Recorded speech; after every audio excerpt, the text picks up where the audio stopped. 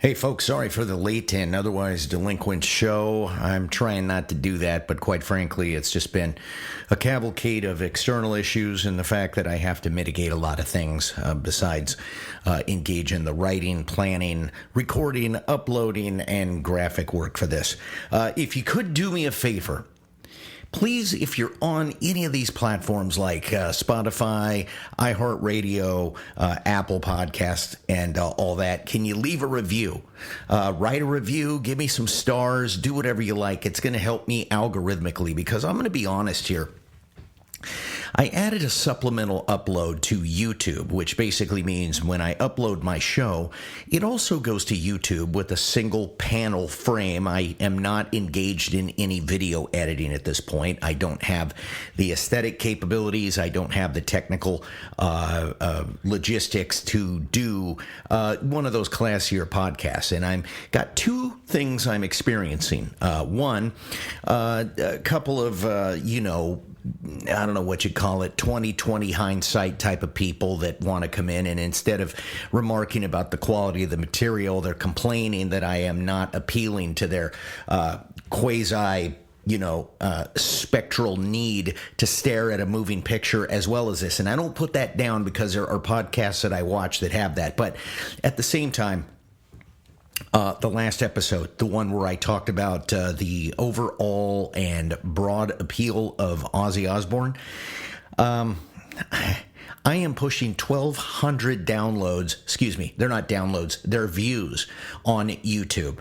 And that's great. And that would be a record level for a single episode for me. The problem is YouTube gives me nothing. I have no monetization, and that 1,200 views does not count in my RSS feed and my data backup in which companies and potential sponsors are looking at those numbers. So it's absolutely, in my opinion, been a waste of time with YouTube, and I'm thinking about just getting rid of it entirely because I'm kind of tired of those platforms possibly getting the benefit of me drawing those 1,200 people there to listen to a show, and then I literally get no blowback from it whatsoever. So anyway, there you go. There's my complaints out of the way.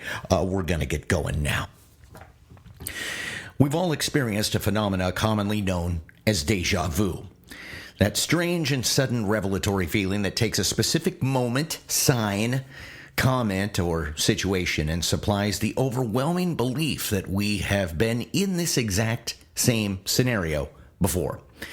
Now, I've been subjected to this thousands of times in my life, and yet, as strong as the moment seems to always be, as much of a momentary magical meteorite striking with megaton power in a relatively tiny and experiential window, there is secondary phenomenon associated with it. It is easily forgotten, and quite frankly, I cannot recall the specifics of a single one of these for now. And even if I did, there is no shared experience for me to convey, so you would simply be nodding at me in a pseudo-empathetic sort of pity and saying, cool, how's the weather? But there is a comparatively new phenomenon that does have a degree of communal experience at its core. In fact, it is precisely this that makes it worth discussing.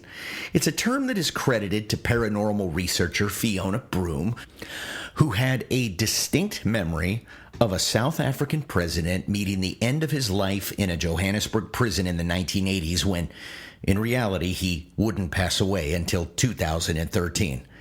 Today, we will discuss the wide-ranging and sometimes mysterious phenomena created around the namesake of this odd and somewhat serendipitous moment with Nelson Mandela.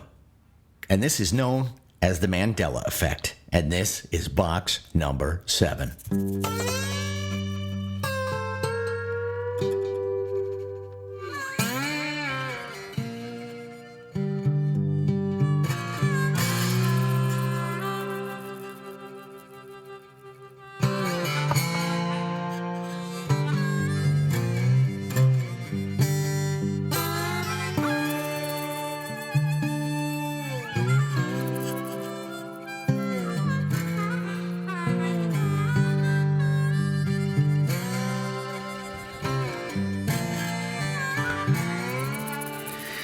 If you stand in a room with 1,000 people in it and ask them if they ever saw a movie called Shazam, starring Sinbad the comedian, a film in which he allegedly played a genie, you will have a sizable portion of the room raise their hand and swear up and down that they have seen it.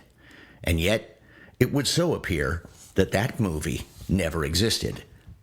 And yes, I am one of those people who distinctly remember this, and for the life of me, I can't tell you why.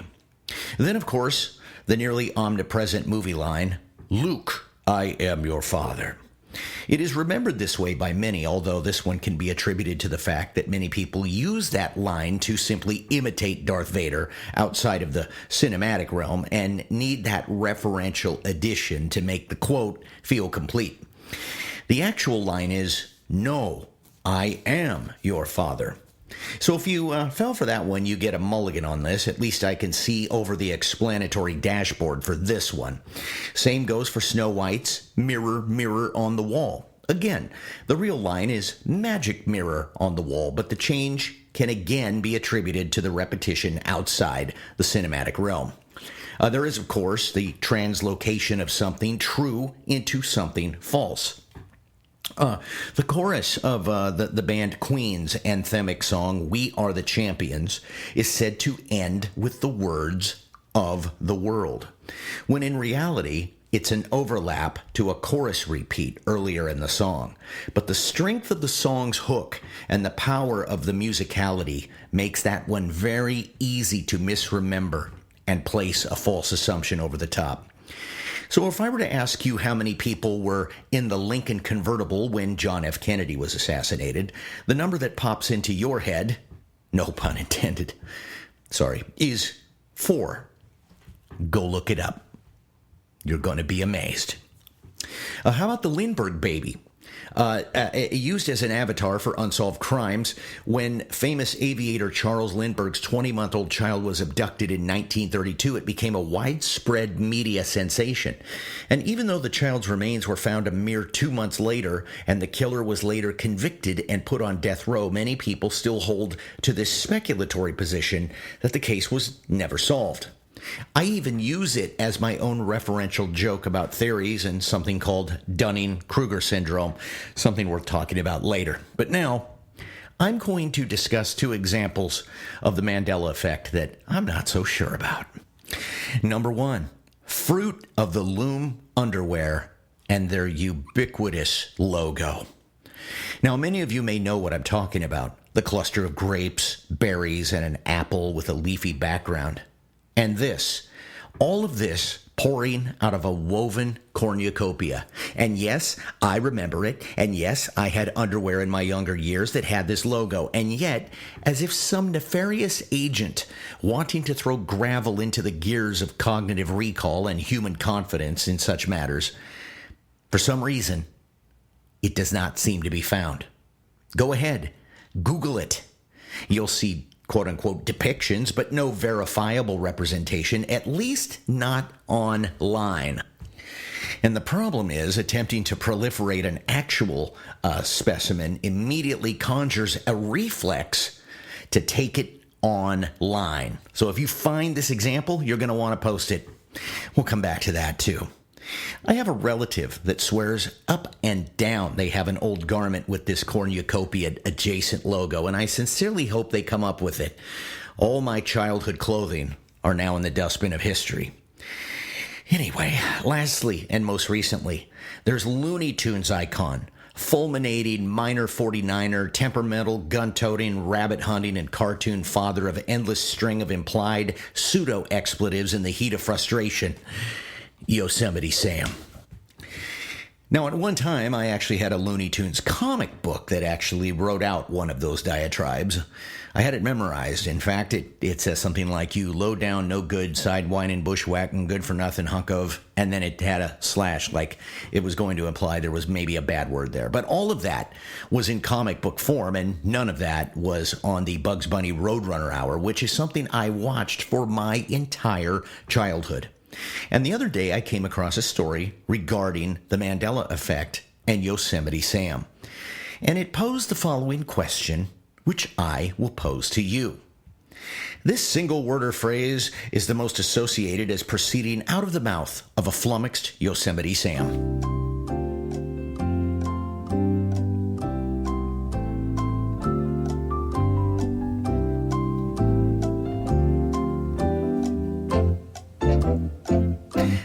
The answer? In the form of a question, like on Jeopardy. What in tarnation? I guarantee you this was the phrase, and guess what? If you try to find a single example of this right now, you will fail. You will find the usual suspects, know-it-alls, and institutional gaslighters all telling you your recollection is faulty. And I'm going to be honest with you, I'm not buying this. I have my own theory, although somewhat very conspiratorial in tone for sure, but there are only two ways to really research the Mandela Effect. One, through a flat-footed set of research toils, going to your local thrift shop and looking for original editions of the thing it may contain legitimate, exculpatory proof of your memory's reliability. This, of course, requires some fortitude and longevity of purpose. Most of these examples seem inconsequential, but are they? Or are they starting to serve a secondary purpose for something else? Number two, you can search online.